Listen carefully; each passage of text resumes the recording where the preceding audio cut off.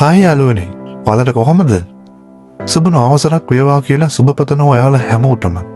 ඉතින් යාළුවනේ, මම හිතුවා කෙටි කාලයක ඉතාලියේ ලැබපු අත්දැකීම් සහ දැකපු දේවල් ඔයාලත් එක්ක බෙදා ගන්න. මම දන්නවා ගොඩක් අය ඉතාලියට එන්න සිහිනම වුණා වගේම මෙහි දේවල් දකින්න දැනගන්න ගොඩක් ආසාවෙන් ඉන්නවා කියලා. ඉතින් යාළුවටයි මේ වීඩියෝ එක. ඉතින් අද මම ඔයාලට මුලින්ම පෙන්වන්න හදන්නේ මම ඉතාලියට ආපු මුල්ම දවසේ අපේ ගෙදර අය මාව එක්කන් ගිය පළවෙනිම තැන. ඒ මම ජීවත් වන ගමේ බොහොම පැරණි ඉතිහාසයක් තිබෙන කඳුකර ගම්මානයක්. මුලින්ම මම කොහෙද ජීවත් වෙන්නේ කියලා කියන්නම්. ඉතාලියේ ටොස්කානා කියන පළාතේ ෆිරෙන්සි දිස්ත්‍රික්කයට කිලෝමීටර් 45ක් පමණ දුරින් පිහිටා තිබෙන වල්දෙල්සා කියන කඳුකරයට ආසන්න චෙත්තාල්දෝ කියන පුංචි ගමේ.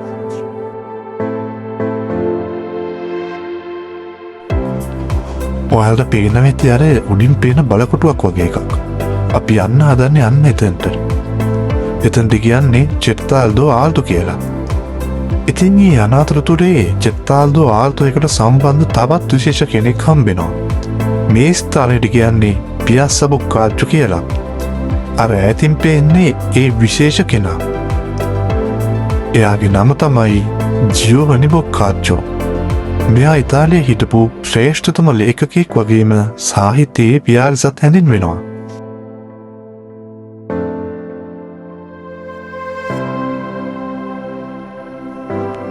ඔය පිටිපස්සෙන් තියන්නේ චෙත්තාල්දෝ ගමේ අයගේ පල්ලිය.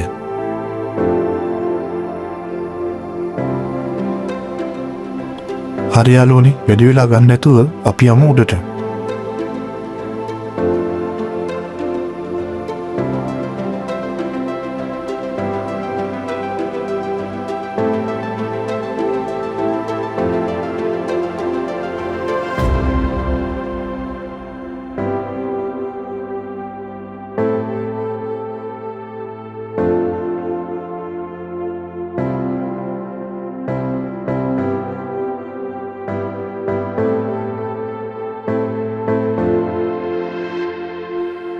ඉතින් යාළුවනේ, අපි දැන් ගොඩක් ළඟට එවිත් තියෙන්නේ.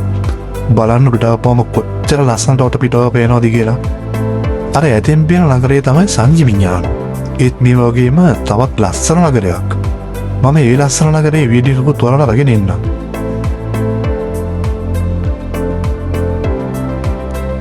ඉතින් යාළුවනේ, මෙතන තියෙන්නේ ආල්තෝ එකට පිවිසෙන අපිට හමු වන පළවෙනිම පිවිසුම. අපි තව ටිකක් උඩට ගිහින් අතුරට යමු.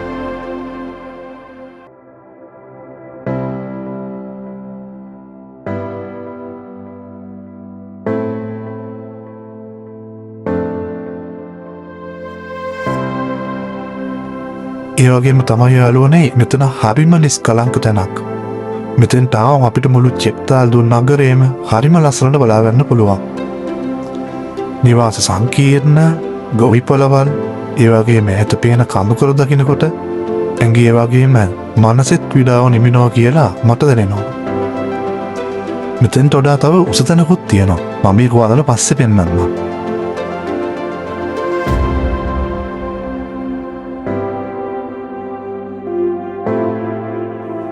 මේ දෙන්නේ කේබල් ට්‍රේන් එකෙන් උඩට එන තැන.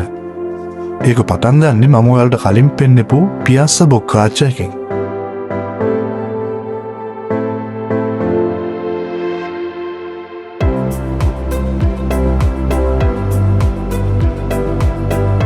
ඒකෙන් උඩට ආපුවම අපිට මේ සිතියම් බලා ගන්න පුළුවන්.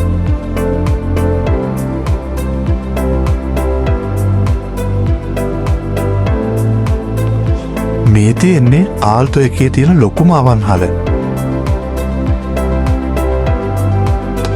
තව දෙයක්.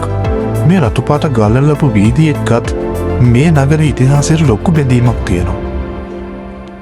මේ පාර දෙපැත්තෙම තියෙන්නේ පොඩි පොඩි ආපනශාලා සහ ගෙවල්.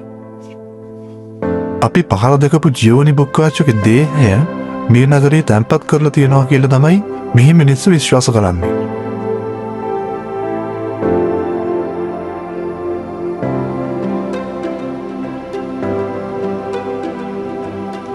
මේ තියෙන්නේ බොක්කාච්චෝගේ කෞතුකාගාරයට ඇතුල් වෙන තැන. මේක බොක්කාච්චෝගේ නිවස කියලාත් හඳුන්වනවා.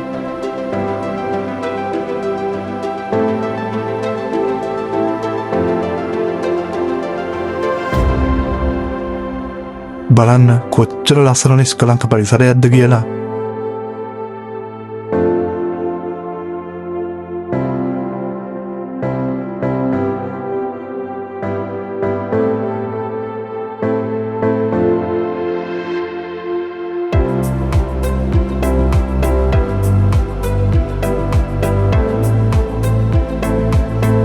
මේ තියෙන්නේ යාකොපෝ ඒ ෆිලිප්ප පල්ලියේ.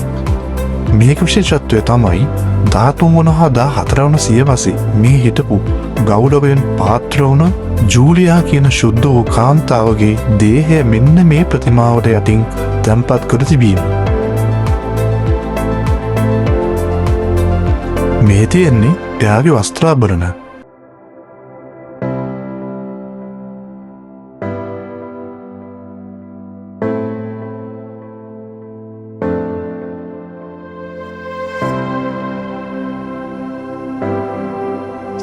ඉතින් ළමයි මම ඔයාලට කලින් කිව්ව මේ නගරයේ උසම තැනට යන්න අපිට කෞතුකාගාරයට යන්නම වෙනවා. මම ඒකේ වීඩියෝ එකක් ඔයාලට ළඟදී නෝරන් ගෙන්නම්.